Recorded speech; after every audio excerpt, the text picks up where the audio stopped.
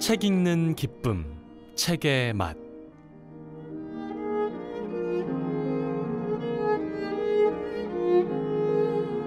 네, 오늘 책의 맛 여러분께 소개해드릴 책은 피천득 선생님의 인연입니다. 가정집에 한 권쯤 있을 법한 책이고, 그쵸, 약간 부모님들이 어릴 때 소장해 놓은 책들 옛날 판본으로 있을 것 같은. 맞아요. 네. 하얀색 표지에 그쵸. 저는 군대에서 읽었거든요. 군대에 있는 문고에 이게 한 10권씩 있어요. 피천득 선생님의 좋은 건 인연. 또 그렇게 예. 대량 구매를 해가지고 그러니까요. 구비해놓는구나. 그 당시 군 생활하면 이제 보통 감수성이 막 폭발하거든요. 그렇죠. 없던 감수성도 생기지 않나요? 비문을 읽어도 막 눈물이 흐르고 진짜 좋았던 기억이 나요. 저는. 정말 부연 설명이 필요 없는 그런 분이시고 네. 또 작품인데 직접 이렇게 제가 사가지고 읽어보니까 아 진짜 이래서 피천득하고 인연 하는구나 이제 알겠더라고요. 맞아요. 예. 보통 우리가 피천득 선생님을 수필의 대가라고 하잖아요.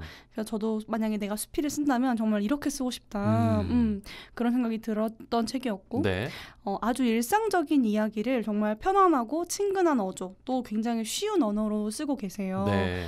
제가 가져온 거는 이제 민음사에서 나온 쏜살문고 시리즈의 그 동네 책방 시리즈로 해가지고 나온 판본이에요. 예. 그래서 상당히 얇고 예쁘게 그러네요. 네, 나왔습니다. 분홍색 네, 표지에. 분홍 색깔로 된 아주 가벼운 책인데 네. 이게 수필이 한 32편 정도 수록이 되어 있고요. 조금 짧기는 한데 또 전문을 다 읽기에는 조금 길고 해가지고 약간씩 요약을 덧붙여 가면서 이야기를 좀 해보겠습니다. 네, 피천득 선생님 소개부터 좀 해볼까요? 네, 피천득 선생님이 1910년 일제강점기에 태어나셨더라고요. 근데 부친이 상당히 부자셨다고 해요. 네. 그래가지고 전체적으로 다 어려운 시기였는데도 불구하고 굉장히 교육을 잘 받으셨더라고요. 그래서 이런 유복한 가정 환경을 바탕으로 해서 서울에서 경성제일고등학교를 다니다가 상하이로 유학을 떠나가지고 상하이 호광대학에서 영문과를 졸업을 합니다. 네. 그래서 좀 사람들이 잘 모르는데 피천득 선생님이 좀 시인이고 수필가 뭐 이런 사람이라고만 생각을 하지만 동시에 번역가이기도 하셨대요. 네. 그래서 이후로는 이제 뭐 광복 전에나 후에나 계속 가르치는 일을 하면서 살아오셨고 특히 광복 후에는 이제 서울대 교수로 좀 오랫동안 재직을 하시다가 네. 퇴직 후에는 작품 활동에 매진을 하셨고 2007년에 작고하셨습니다. 자, 인연이라는 제목의 수필집인데요. 사실 이게 표제작이 유명하죠. 그쵸, 엄청 유명하죠. 그래서 이게 앞부분을 조금 요약을 해보자면 피천득 선생님이 17살 때 동경에 있는 사회교육가 미우라 선생의 집에 잠깐 머물 일이 있었대요. 네. 근데 거기서 그 미우라 선생의 딸 아사코를 만나게 됩니다. 근데 어린 나이였는데도 둘이 좀 약간 분명한 연정을 좀 느끼는 거죠. 연정, 예. 이게 약간 뭐라고 표현해야 될지 잘 모르겠죠. 약간 썸이 있었던 썸이죠, 거죠. 예. 그쵸? 찌릿찌릿한 거. 찌릿찌릿한 예. 느낌.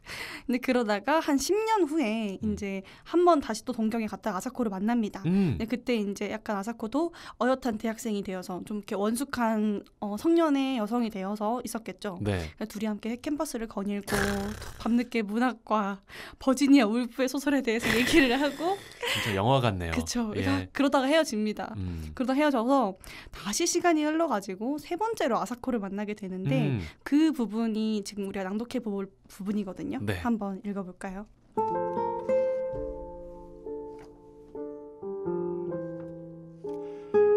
그 후 또 10여 년이 지났다. 그동안 제2차 세계대전이 있었고 우리나라가 해방이 되고 또 한국전쟁이 있었다. 나는 어쩌다 아사코 생각을 하곤 했다. 결혼은 하였을 것이요. 전쟁통에 어찌 되지나 않았나. 남편이 전사하지나 않았나 하고 별별 생각을 다 하였다.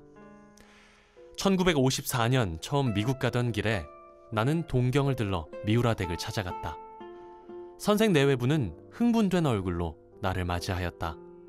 그리고 한국이 독립이 돼서 무엇보다도 잘 됐다고 치하를 하였다. 아사코는 전쟁이 끝난 후 메가더 사령부에서 번역 일을 하고 있다가 거기서 만난 일본인 2세와 결혼을 하고 나서 따로 산다는 것이었다. 만나고 싶다고 했더니 어머니가 아사코의 집으로 안내해 주었다.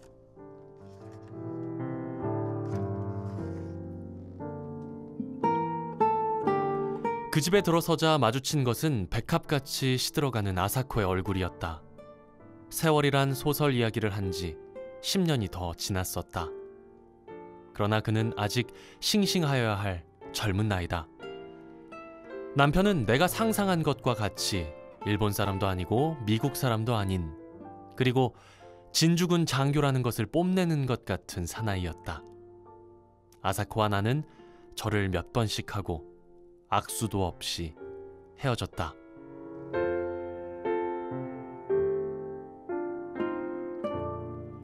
그리워하는데도 한 번 만나고는 못 만나게 되기도 하고, 일생을 못 잊으면서도 아니 만나고 살기도 한다. 아사코와 나는 3번 만났다. 3번째는 아니 만났어야 좋았을 것이다. 오는 주말에는 춘천에 갔다 오려 한다. 소양강 가을 경치가 아름다울 것이다.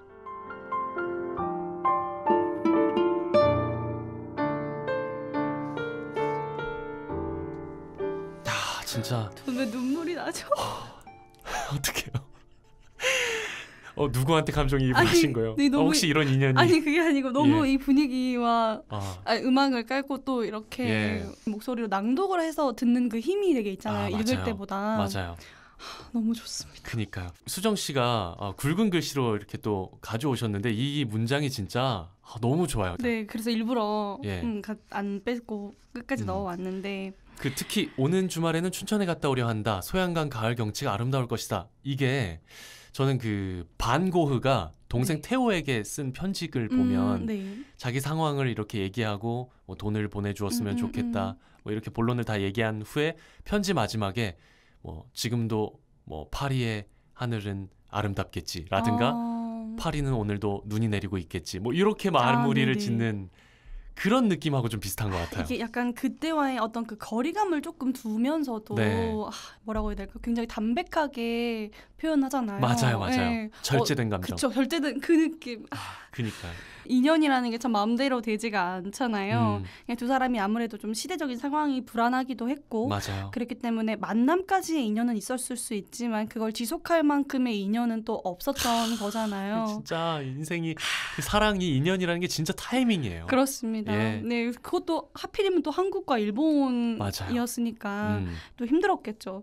근데 이 참 3번째는 아니 만났어야 좋을 것이다라는 문장이 이렇게 둘이 보면 어떻게 제대로 연애를 한 것도 아니지만 2번째까지는 서로에게 굉장히 좋은 기억을 남긴 채로 헤어졌잖아요. 네네. 그런데 3번째 아사코를 만났을 때 그 얼굴이 백합같이 시들어가고 있었다. 심지어 남편은 진주군 장교인 것을 뽐내는 사나이였다. 라는 그 말에서 이 아사코를 향한 뭐 맺어지지는 못했지만 그래도 정말 좋은 사람 만나서 결혼하고 잘 살고 있기를 바랬는데 아닌 것 같은 거죠. 아닌 거죠. 봤을 때 남편은 자기가 볼 때 좀 형편없는 거예요. 이 문장이 저는 너무 재밌게 느껴진 게 진주군 장교인 것을 뽐내는 듯한. 그러니까 이런 표현 어떨지 모르겠지만 헤어진 여자친구가 이제 새로 결혼을 누가 한다고 해서 우연히 알게 됐는데 그 남자가 좀 가짜는 거죠. 내가 더 나은 거야. 그게 약간 통쾌하기도 하면서 좀 아쉽기도 하고 그쵸. 아련하기도 하고 안타깝기도 하고. 과거에 남자친구는 잘 돼야 좋은 걸까 안 돼야 좋은 걸까. 그러니까 너무 또 나보다 훌륭한 사람을 만나고 있으면 배가 싫고, 아프고 나보다 못난 사람 만나면은 그럴 짠하고. 거면 뭐하러 막 이런 느낌. 맞아요. 딱 그런 감정을 아주 절제된 언어로. 그래서 그렇습니다. 근데 참 이 아니 만났어야 좋을 것이다라는 이 좋았을 표현 것이다. 자체가 예. 너무 아릿하잖아요. 맞아요. 그 느낌이 너무 참 그대로 전해지는 명문이 아닐까 싶습니다. 맞습니다. 너무 좋네요. 예. 네. 이런 인연 혹시 있나요? 없습니다. 없는데 왜 우셨어요? 근데 너무 슬프지 않아요? 너무 슬퍼. 저는 혹시 뭐 일본인 남성과 뭐 유학 시절에 만났던 썸을 생각하셨나 뭐 저는 그랬는데. 유학이나 갔다 와봤으면. 그렇군요. 다음 수필로 넘어가 볼까요? 네, 다음 수필은 딸에게라는 수필인데요. 이것도 참 주옥 같은 수필이에요. 정말 피찬노 선생님이 학문을 하고 있는, 그러니까 조금 이렇게 대학만 졸업하고 딱 끝나는 게 아니라 보통 석사 박사까지 하는 그런 분들 있잖아요. 네. 그런 과정에 있는 딸에게 쓴 편지글 같은 수필입니다. 이거는 그냥 바로 한번 낭독을 해보면 좋겠습니다.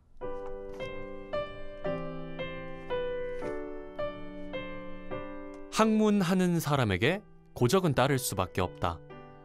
혼자서 일하고 혼자서 생각하는 시간이 거의 전부이기에 일상생활은 가지가지의 활락을 잃어버리고 사람들과 소원해지게 된다. 현대에 있어 연구 생활은 싸움이다.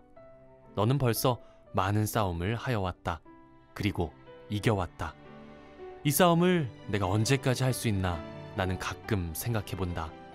그리고 너에게 용기를 붙돋워 준다는 것이 가혹한 것이라고 생각하기도 한다. 내가 대학에 다닐 때 어떤 밤 늦도록 하디의 소설을 읽다가 내 방으로 와서 수가 가엾다고 하였다. 너의 눈에는 눈물이 어렸었다. 감정에 충실하게 살려면 비극의 주인공이 될 수밖에 없다. 수와 같은 강한 여자에게 있어서는 더욱 그러하다. 더는 디킨스의 애그니스같이 온화하고 참을성 있는 푸른 나무와 같은 여성이 되기를 바란다. 좋은 아내, 좋은 엄마가 돼 순조로운 가정생활을 하는 것이 옳은 길인지, 아니면 외롭게 살며 연구에 정진하는 것이 내가 택해야 할 길인지, 그것은 너 혼자서 결정할 문제다. 어떤 길이든 내가 가고 싶으면 그것이 옳은 길이 될 것이다.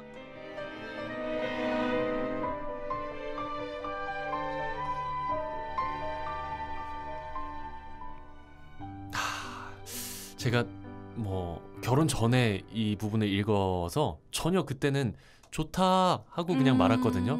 지금은 약간 욕심도 나네요. 나도 이런 편지를 써주는 아빠가 될 수 있을까? 그러고 싶다 하는 생각도 들고, 진짜 훌륭한 것 같아요. 이게 좋은 것이다, 이 길로 가거라가 아니라 결국에 선택은 너의 몫이고 너가 선택하고 그 길을 간다면 그 길이 옳은 길이 될 것이다 라는 이 메시지가 너무 멋집니다.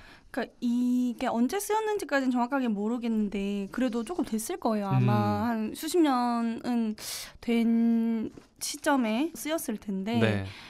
그 당시에 어떤 여자가 연구를 오래 한다든지 공부를 굉장히 오래 한다든지 하는 것 자체도 조금 드문 일이었고, 그쵸. 드문 일이었고, 그렇다 하더라도 사실 거의가 다 아직도 그렇잖아요. 아직도 그냥 결혼을 해서 아이를 낳고 좋은 가정을 꾸리면서 사는 것이 되게 좋은 것이다라고 많이 생각을 하는데, 네. 그런 시점이었는데도 불구하고 참 딸에게 이렇게 어떤 길을 가는 것이 좋을 것인지는 맞아요. 너의 몫이고 그것이 너의 옳은 길일 것이다 라고 이 말을 들었을 때 얼마나 응원이 될까. 그니까요.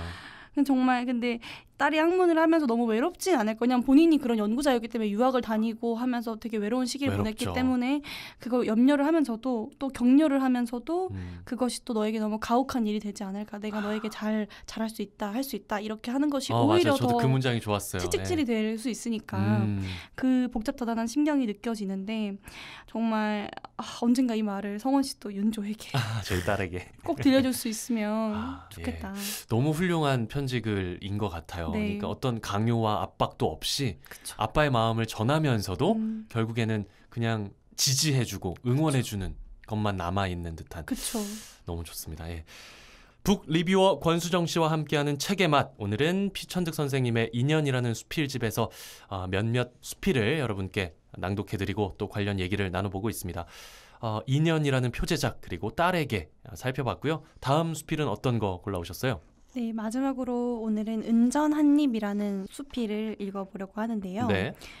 피천덕 선생님이 상해에서 공부를 하셨다고 했잖아요. 예. 은전 한입은 그때 그 상해에서 본 일을 바탕으로 쓴 체험적 수필입니다. 본 일을 바탕으로? 네, 네. 그래서 앞부분을 조금 요약을 하고 낭독을 해볼게요. 네. 이 상해에서 어느 한 늙은 거린을 보는데 그 거린이 은전을 하나 들고 돈 바꾸는 전장에 들어가서 이게 진짜 은전인지 좀 봐주십시오. 막 이렇게 하니까 전장 주인이 중국이라고 했으니까 하오 좋습니다. 이렇게 말을 하는 겁니다.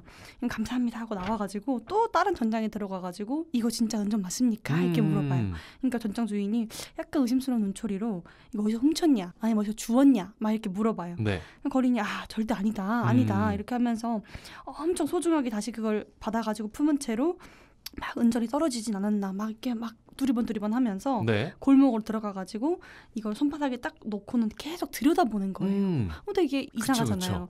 이 모습을 이제 피천득 선생님이 지켜보고 있다가 거린에게 다가갑니다. 그렇게 해가지고 이렇게 물어봐요. 그 부분부터 우리가 함께 낭독을 해볼게요. 누가 그렇게 많이 도와줍디까? 하고 나는 물었다. 그는 내 말소리에 움찔하면서 손을 가슴에 숨겼다. 그리고는 떨리는 다리로 일어서서 달아나려고 했다. 염려 마십시오. 뺏어가지 않소. 하고 나는 그를 안심시키려고 하였다. 한참 머뭇거리다가 그는 나를 쳐다보고 이야기를 하였다. 이것은 훔친 것이 아닙니다. 길에서 얻은 것도 아닙니다. 누가 저 같은 놈에게 1원짜리를 줍니까? 각전 한 잎을 받아본 적이 없습니다. 동전 한 입 주시는 분도 100에 한 분이 쉽지 않습니다. 나는 한 푼 한 푼 얻은 돈으로 몇 잎씩 모았습니다. 이렇게 모은 돈 48잎을 각전잎과 바꾸었습니다. 이러기를 6번을 하여 겨우 이 귀한 대양 한 푼을 가지게 되었습니다.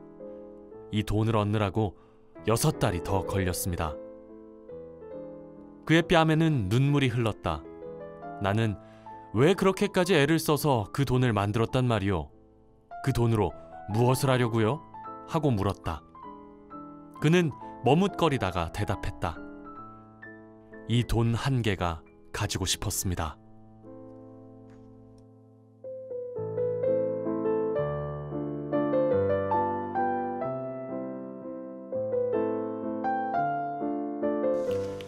제가 좀 더 연기를 했으면 살릴 수 있었을 아니 것 충분해 같은데. 충분해. 예. 이게 어떤 의미인지 딱 읽으시면서 느낌이 오는 분들도 있을 거고 또 그렇지 않은 그쵸. 분들도 있을 거예요. 저는 조금 헷갈리더라고요. 예. 그래서 이게 보통 수필이라고 하면 저자가 그 경험을 바탕으로 깨달은 바를 막 서술을 하고 교훈적인 성격을 좀 띠는 경우가 있어요. 맞아요. 예. 네, 그 얘기를 또 마지막에 막 하잖아요. 근데 이건 안 그래요. 그러니까 거리는 대사로 딱 끝나버리는 거예요. 그러니까 읽고 나니까 약간 머리가 복잡해지더라고요. 예. 이거 뭐지? 뭔가 마음이 좀 약간 찌릿찌릿하긴 한데 어떤 뜻인지 좀 잘 모르겠더라고요. 그러니까 이게 피천득 선생님 글의 힘인 것 같아요. 읽고 네. 나서 생각하게 만들고 보통 그쵸. 다른 수필은 그냥 읽으면서 이해가 되고 그 저자의 마음이 좀 전해지는데 뭔 말을 하려고 하는 건지 다 예. 써 있죠. 여운이 남아요. 그쵸, 여운이 남아서 계속 생각을 하게 만드는 맞아요. 거예요. 저도 다른 사람들이 이 수필을 어떻게 읽었는지가 이제 궁금해갖고 궁금하다. 바로 검색을 했어요. 예. 이제 그래서 막 지식백과 같은 거를 막 봤는데 네. 약간 지식백과에 뭐라고 나오냐면 뚜렷한 목적 없이 교환 수단에 불과한 은전 그 자체를 탐하는 거지의 집착은 인간의 욕망이 얼마나 어리석고 허망한 것인지 환기시켜준다. 뭐 이런 진짜로요? 이런 너무 그쵸. 와닿지가 않는데. 안 와닿죠. 그래서 그런 의미가 아닌 것 같은데. 이게 그런가? 라는 그러니까 이제 양면적인 평가가 있을 수 있다. 어떤 그런 성취에 대한 기쁨이 있을 수도 있지만 또 한편으로는 이런 평가도 있다라는 식으로 적혀 있는데 좀 별로 아닌 것 같은 별로다. 거예요. 별로인 것 같은 예, 거예요. 예. 그래가지고 뭐야 하면서 다른 걸 또 찾아보려고 내려보고 있었는데 네네네. 제가 뭘 발견했냐면 어떤 맘카페에 올라온 게시물 하나를 본 거예요. 지금 약간 소름이 돋으려고 해요. 왜죠? 좋은 내용일 것 같아서. 그래서 예. 근데 뭐냐면 제목이 혹시 다들 나만의 은전 한 잎이 있으신가요? 하는 제목이었어요. 좋아요 벌써. 예. 그러니까 무슨 내용이냐면 이 수필을 얘기를 하시면서 이렇게 물어봐요. 가져야 하는 현실적인 이유는 없지만 소망하는 막연히 꼭 가지고 싶은 그런 은전 한 잎이 있냐고 물어보는 거예요. 사람들한테. 그러면서 자신한테는 그게 토익 만점이래요. 자기가 대학생 때 영어 공부를 진짜 열심히 했는데 네. 아이 낳고 키우면서 이제 영어 점수라는 게 별로 의미가 없어졌잖아요. 자기한테. 근데 그래도 언젠가 그거 한번 받아보고 싶다는 거예요. 그런 게 있죠 사람마다. 그렇죠. 근데 이 글이 유독 더 좋았던 게 뭐냐면 제가 맘카페라고 했잖아요. 네네네. 그러니까 아이 키우는 어머니들이 자기를 위해 뭔가를 해야겠다라고 생각할 일이 잘 없어요. 보통 다 자식들을 위해 아니면은 뭐 가족을 위해 누구를 위해 이렇게 가는 경우가 되게 많은데 네. 자기를 돌아볼 시간이 정말 없는 그 와중에도 뭐 하나 사러 가서도 다 남의 거 사오고 그러는 어머니들이 이제 수다 떨고 하는 그런 데가 이제 맘카페잖아요. 거기에서 그 질문을 탁 물어보는데 저는 그게 너무 좋은 거예요. 그래가지고 사실 결혼해서 아이 키우는 사람한테 토익 만점이 무슨 의미가 있겠어요? 그러네요. 물론 이제 사람에 따라 뭐 재취업을 하기 위해서 어떤 토익이 필요한 그런 곳에 취직을 하려고 할 수도 있고 그런 것도 있겠지만 약간 이제 이 경우에는 그런 경우는 아닌데 그냥 너무 하고 싶다는 거예요. 그게 얻어보고 싶다는 거예요. 의미가 있는 거죠. 그쵸? 자기 인생에는. 근데 그 공부를 하고 있으면 남들이 물어보겠죠. 너 그거에서 뭐 하게? 라고 이렇게 물어볼 텐데 무슨 소용이 있어 너한테 이런 질문들. 그거에서 어디다 쓸 건데 이렇게 많이 물어보잖아요. 근데 모든 행위가 꼭 쓸모를 향해 있어야 되는 건 아니거든요. 맞습니다. 우리가 왜 놀아요? 딱히 쓸모 없지만 재밌잖아요. 그래요, 예. 쓸모없는 일 할 때 제일 재밌어요. 그렇죠. 예. 사람은 시간 낭비하지만 시간 낭비하는 것 같아서 더 즐거울 때가 있고. 맞아요. 예. 근데 꼭 노는 것만이 아니라 그냥 누구에게나 이런 게 있거든요. 음. 되게 어릴 때부터 그게 자기가 꿈꿔왔던 꿈이기도 하고 조금 뭐 형편이 안 돼가지고 포기했던 취미 같은 것들이기도 하고 뭐 예를 들면 이제 대학생 때 했던 밴드부 뭐 노래하고 기타 치고 약간 저희 아빠 기타 치고 색소폰 불고 이거에 아직 굉장한 이제 귀여우시죠, 근데? 집에서 불면 시끄럽잖아요. 네, 맞아요. 시끄러우니까 어디 가냐면 약간 이제 광양 쪽 가다 보면 공단이 있어요. 네네네. 공단에 약간 옆에 바다 좀 껴있는 공단 진짜 같은 데가 야외에서 보세요? 거기에서 차에다가 예. 스피커 연결해놓고 보세요. 와, 진짜 멋지시다. 왜냐면 거기는 아무도 방해 안 하고 아무도 시끄럽다고 안 하고 아무도 야, 음. 바다의 고기들을 야. 대상으로 들려주시는 거네요. 근데 또 혼자 가면 조금 민망하잖아요. 예. 그래서 꼭 저랑 엄마를 데리고 가요. 그래서 그거 좀 잘 맞춰주세요. 엄마가 안 가주면 제가 가야 되고요. 뭐 예. 동영상 찍어서 이렇게 좀 드리고 그러니까 아빠 너무 멋있다고 해주고. 약간 아빠의 운전 한 입인 거죠. 저는 그 취미로 축구를 하잖아요. 그쵸. 근데 축구하러 갈 때 제 아내는 별 관심도 없고 축구하는 거 별로 안 좋아하는데 저희 딸이 이제 제가 축구를 하는 걸 알아요. 그래서 하고 갔다 오면 아빠 오늘 잘했어? 뭐라고 이겼어? 물어보면 그 진짜 별거 아니고 조기 축구에서 이긴다고 뭐 아무 소용이 그쵸, 없거든요. 아무 의미 없죠. 근데 막 그 딸을 두고 제가 야 아빠가 오늘 골을 뭐 넣었는데 했는데 그때 너무 행복해요. 정말 그렇습니다. 사람은 자기가 좋아하는 일을 할 때 맞아요. 진짜 행복하더라고요. 맞아요. 그래서 진짜 이게 뭐 시쓰기 소설 쓰기 뭐 이런 거일 수도 있고 근데 내가 그걸 해서 뭔가 대단한 성과를 내고 업적을 남기고 그러지 못할 수도 있지만 네, 그냥 해도 되거든요. 맞아요. 그래서 약간 저는 이 수필을 오늘 한번 가지고 오면서 청취자분들한테도 한번 물어보고 싶더라고요. 여러분의 은전 한 잎은 뭔가요? 다른 누구를 위해서도 아니고 가족을 위해서도 아니고 오직 나만을 위해서 하고 싶은 어떤 쓸모없고 무용한 일 언젠가 꼭 한번 해보고 싶었던 일 그게 여러분한테 혹시 있는지 한번 물어보고 싶었고 네. 생각나지 않는다면 한번 고민을 해보시고 생각이 난다면 오늘이라도 가까운 시일 내에 해보시기를 바란다는 말을 꼭 하고 싶었습니다. 네. 살아봐서 아시잖아요. 지금 아니면 나중도 없다는 거. 맞습니다. 자, 마무리 좀 해볼까요? 보통 문학은 조금 어렵다는 편견이 있어요. 뭐 시도 그렇고 소설도 그렇고 수필은 그나마 조금 더 나은 장르기는 한데도 그래도 수필도 또 사람에 따라 되게 어렵게 쓰는 경우도 있거든요. 네. 그때 피천적 선생님 작품은 정말 어려운 말, 이론, 관념 그런 거 정말 하나도 없어요. 이렇게 약간 이제 옛날에 쓴 그런 것들이라 좀 이렇게 뭐 구어체적인 뭐 용어나 아니면 뭐 한자 이런 게 들어간다든지 뭐뭐라고 하였다 뭐 예. 진짜 그런 것들 예. 근데 그게 또 되게 좋지 않나요? 전 좋아요. 예. 옛날 그 특유의 맞아요. 요즘 책에서는 잘 볼 수 없는 말투기 때문에 네. 어투기 때문에 더 좋은 것도 있고 그래서 이렇게 맑고 순수한 언어로 어떻게 이런 울림이 있는 글을 쓸 수가 있나 싶을 정도로 정말 좋습니다. 그래서 펼쳐보시면 이게 좀 얇다고 했잖아요. 그래서 살짝 페이지 넘기는 게 아까우실 거예요. 그 어떤 느낌인지 알아요. 제가 아껴 읽었어요. 그 어떤 마음인지 알아요. 그러니까 읽고 끝부분까지 읽고 이거 뭐야? 너무 아쉽고 뭐야? 그 처음 책을 펼치던 순간으로 돌아가고 싶고 약간. 진짜 그런 책입니다. 그래서 또 얇고 가볍기 때문에 혹시 나들이 가셔가지고 볕 좋은 오후에 펼쳐서 읽다 보면은 정말 마음이 깨끗해지는 기분이 드실 거라고 확신을 할 수 있습니다. 네. 자, 오늘 책의 맛에서는 피천득의 인연 소개를 해드렸습니다. 고맙습니다. 고맙습니다.